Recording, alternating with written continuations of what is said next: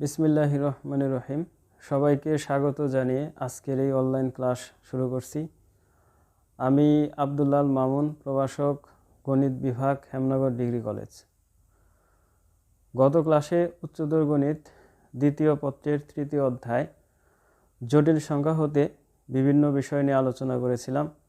সেই ধারাবাহিকতায় আজকে আমরা পি বিন্দুর বিভিন্ন চতুর্ভাগে অবস্থানের জন্য জটিল সংখ্যা z = x + iy এর আর্গুমেন্ট কি হবে সেটি নিয়ে আলোচনা করব। লক্ষ্য করো সবাই, এখানে প্রথম চতুর্ভাগ অর্থাৎ z = x + iy যদি জটিল সংখ্যা প্রথম চতুর্ভাগে হয় তাহলে আর্গুমেন্ট হবে tan ইনভার্স y/x। যদি জটিল সংখ্যা দ্বিতীয় চতুর্ভাগে হয় অর্থাৎ পি বিন্দুর অবস্থান যদি দ্বিতীয় চতুর্ভাগে হয় তাহলে আর্গুমেন্ট হবে pi minus theta equal to pi minus tan inverse y/x। যদি পি বিন্দুর অবস্থান তৃতীয় চতুর্ভাগে হয় অর্থাৎ z = -x মাইনাস iy, এই জটিল সংখ্যাটির অবস্থান যদি কি হয় তৃতীয় চতুর্ভাগে হয় তাহলে আর্গুমেন্ট হবে -পাই প্লাস থিটা অর্থাৎ -পাই প্লাস tan ইনভার্স y/x। যদি জটিল সংখ্যাটির অবস্থান চতুর্থ চতুর্ভাগে হয় অর্থাৎ পি বিন্দুর অবস্থানটি চতুর্থ চতুর্ভাগে হয় তাহলে আর্গুমেন্ট হবে মাইনাস থিটা, তার মানে -tan ইনভার্স y/x। এখানে তোমাদের যে বিষয়টি মনে রাখতে হবে, এই বিভিন্ন চতুর্ভাগে অর্থাৎ পি বিন্দুর বিভিন্ন চতুর্ভাগে অবস্থানের জন্য আর্গুমেন্টের কি পরিবর্তন হচ্ছে সেটি খেয়াল রাখতে হবে। অর্থাৎ প্রথম চতুর্ভাগে যদি অবস্থান করে তাহলে আর্গুমেন্ট tan ইনভার্স y/x। যদি পি বিন্দুটি দ্বিতীয় চতুর্ভাগে অবস্থান করে তাহলে পাই মাইনাস থিটা, তার মানে pi minus tan inverse y/x। যদি তৃতীয় চতুর্ভাগে অবস্থান করে তাহলে -পাই প্লাস থিটা অর্থাৎ -পাই প্লাস tan ইনভার্স y/x। যদি চতুর্থ চতুর্ভাগে অবস্থান করে তাহলে মাইনাস থিটা, তার মানে tan ইনভার্স y/x। এখন আমি তোমাদেরকে একটি জটিল সংখ্যার মডুলাস এবং আর্গুমেন্ট নির্ণয় করে দেখাবো।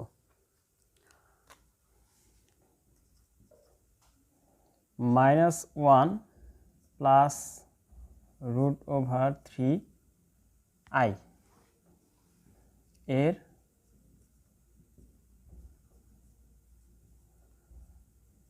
মডুলাস ও আর্গুমেন্ট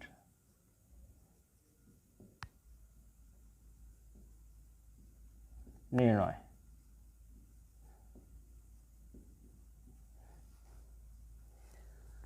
-1 প্লাস √3i এর মডুলাস ও আর্গুমেন্ট নির্ণয়। মনে করি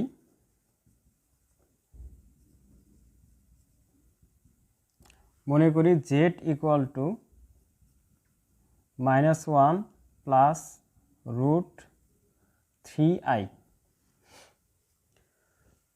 এখানে যে জটিল সংখ্যাটির মডুলাস ও আর্গুমেন্ট নির্ণয় করতে বলছে সেই জটিল সংখ্যা সমান আমরা z ধরে নিলাম। এখন এই জটিল সংখ্যাটিকে আমরা z = x + iy এর সাথে তুলনা করে পাই।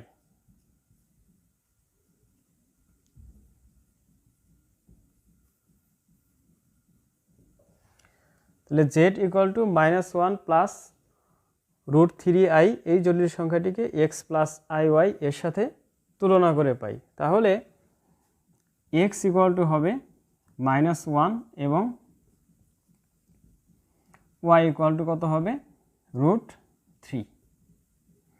তাহলে জটিল সংখ্যাটির মডুলাস কি হবে সেটি এখন আমরা নির্ণয় করব। জেড এর মডুলাস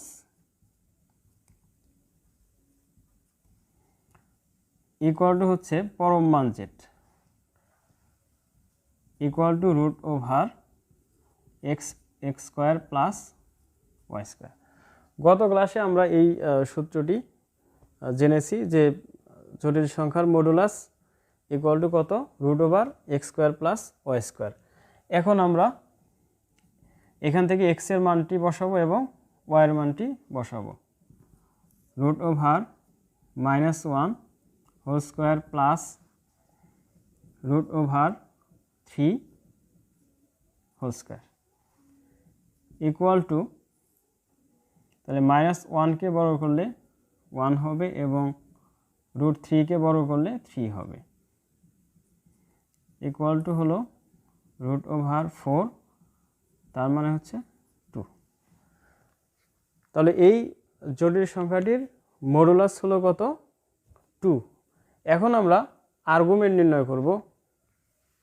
খেয়াল করো সবাই, এখানে এক্স এর মান হচ্ছে -1 এবং ওয়াই এর মান হচ্ছে রুট 3, তার মানে এক্সটি হচ্ছে নেগেটিভ আর ওয়াইটি হচ্ছে কি পজিটিভ।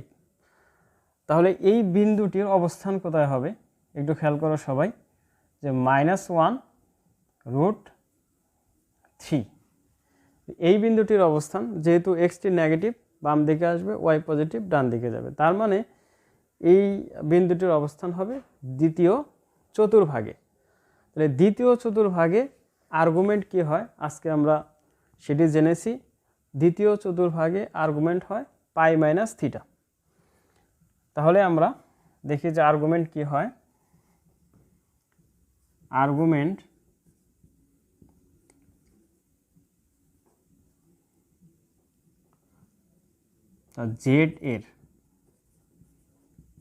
জেড এর argument equal to pi minus theta,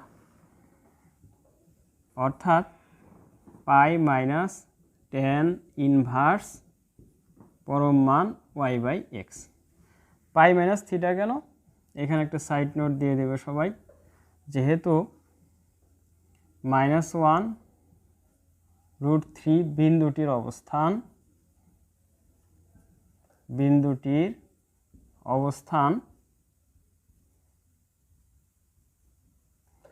দ্বিতীয় চতুর্ভাগে,